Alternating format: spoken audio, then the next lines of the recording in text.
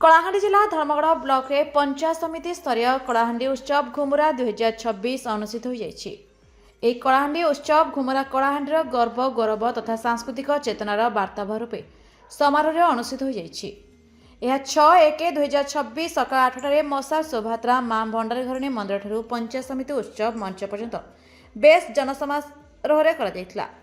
ପରେ ପ୍ରାୟ 11:30ରେ ଅତିଥିମାନଙ୍କୁ ସ୍ୱାଗତ ସମ୍ବର୍ଦ୍ଧନା ଏବଂ ମୁଖ୍ୟ ଅତିଥି ମାନ୍ୟବର ବିଧାୟକ ଶ୍ରୀଯୁକ୍ତ ସୁଧୀର ରଞ୍ଜନ ପାଟଯୋଶୀଙ୍କ ଦ୍ୱାରା ଉତ୍ସବର ଶୁଭ ଉଦ୍ଘାଟନ କରାଯାଇଥିଲା। ଏଥିରେ କଳାହାଣ୍ଡିର ଜିଲ୍ଲାପାଳ ଶ୍ରୀଯୁକ୍ତ ପାୱାର ସଚିନ ପ୍ରକାଶ ସಮೇତ କଳାହାଣ୍ଡିର ଅନେକ ମାନ୍ୟଗଣ୍ୟ ବ୍ୟକ୍ତି ଅତିଥି ଭାବେ ଯୋଗ ଦେଇଥିଲେ। ଏଠାରେ ଅନେକ ସାଂସ୍କୃତିକ କାର୍ଯ୍ୟକ୍ରମ ଅନୁଷ୍ଠିତ ହୋଇଥିଲା, ଯାହାକି କଳାହାଣ୍ଡିର ଗର୍ବ ଏବଂ ଗୌରବର ଚେତନାର ବାର୍ତ୍ତାବହ ଥିଲା।